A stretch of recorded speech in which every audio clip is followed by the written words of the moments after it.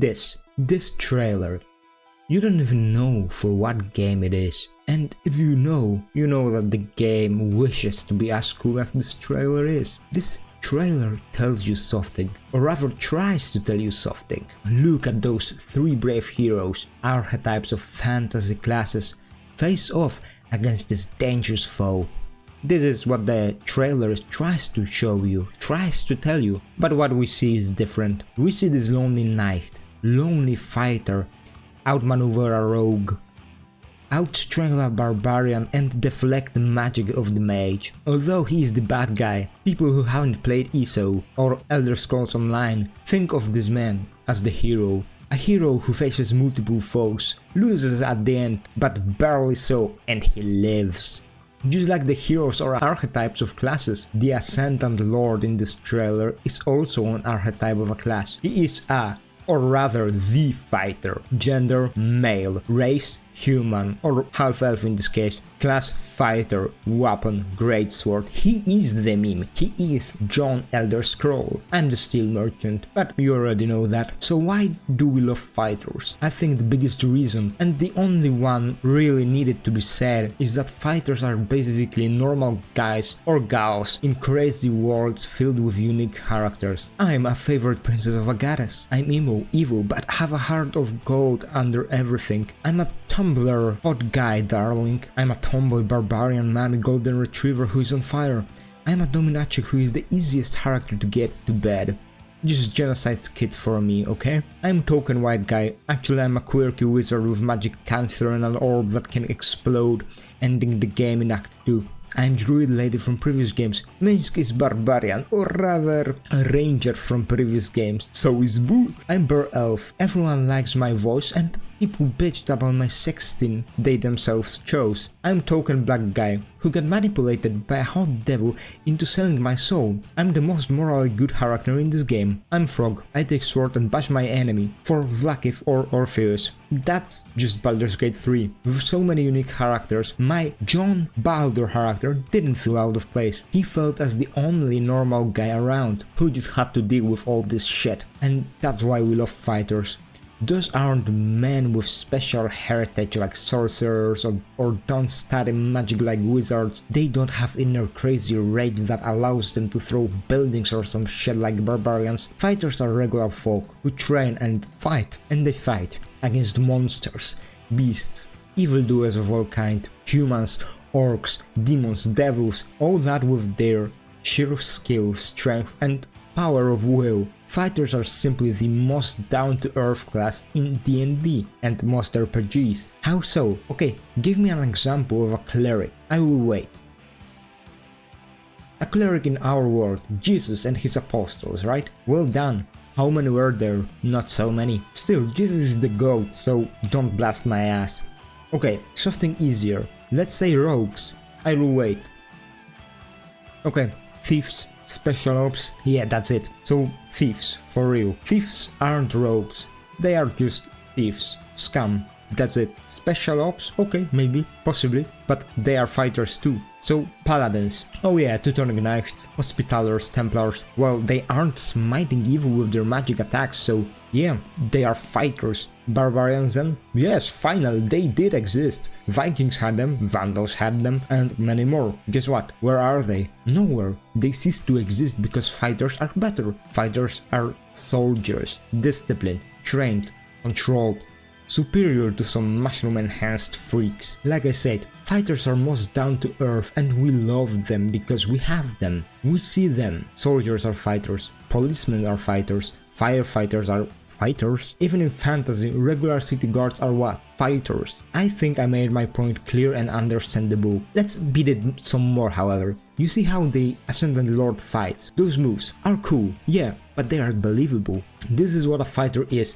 Believable characters in unbelievable worlds. Of course, fighters can do some crazy stuff as well, but that's the thing. They are both an anchor to something believable, real, not purely fantastical like wizards or warlocks, while at the same time being a window into this world of fantasy. Fighters are simple, yet all the ways are open to them, Because of this, their simplicity is only an opening to great variety of character builds, playstyles and stories. You want a warrior with 2 weapons like a barbarian or a two-hander, but you want heavy armor? Fighter is made to be that. A paladin purely focused on fighting? Well, that's just fighter. You want an archer, but don't want to be squishy? Fighter can be an archer.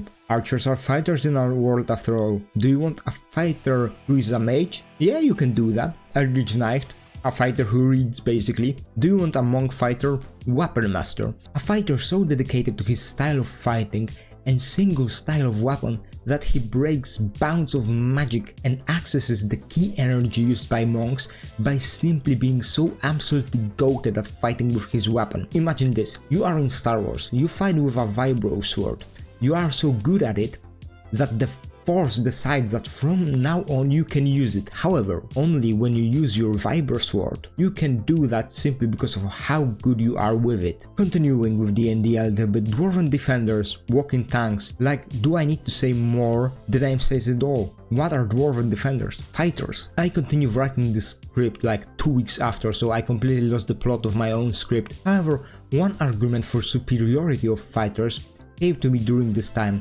Best movie trilogy. Back to the Future. No. Dollars trilogy. No. Star Wars original trilogy.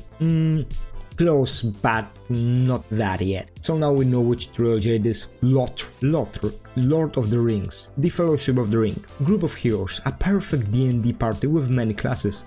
No actually. Let's see what typical classes are here. I will go at random, but in reality I will begin with hobbits and end with someone bigger. Hobbits are surely rogues, many could say. And yes, they are. Pippin, Merry, Frodo, they are rogues. I would say some. Well, is he a rogue? Maybe, but he surely is a fighter, or rather becomes one as the story goes. Our boy,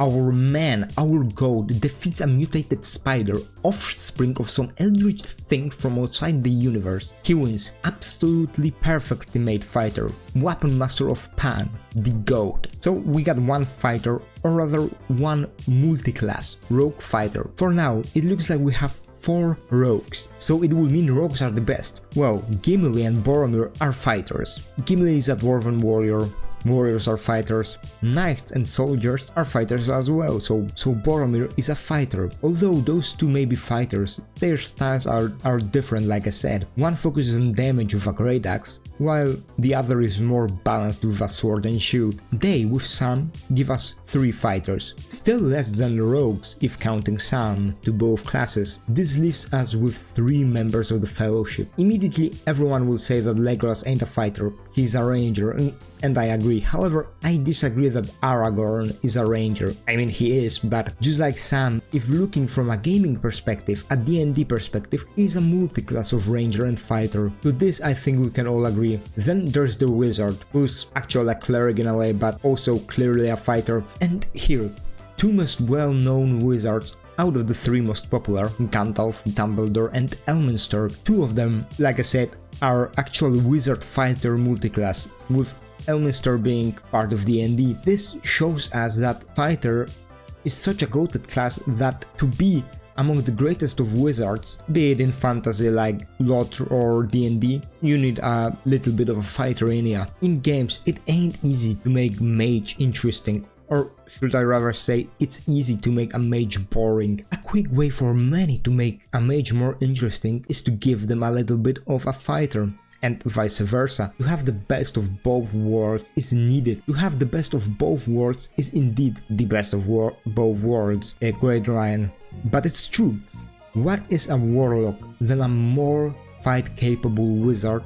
Or in Elder Scrolls Online and even main Elder Scrolls games, players are capable to be both fighters and mages at the same time. This of course is also an argument supporting wizards, but also supporting fighters, because wizards are weak, open to a quick end. If not having a fighter by their side, a fighter can be boring as he has no magic options, and magic items make a fighter a powerhouse he is. However, a fighter with magic or a wizard capable of fighting back when magic is over, this is a character most like. Once again, I found myself a great topic on my mind. Once again, I had a brilliant idea and a perfect way to describe my thoughts and feelings on this topic through writing the script.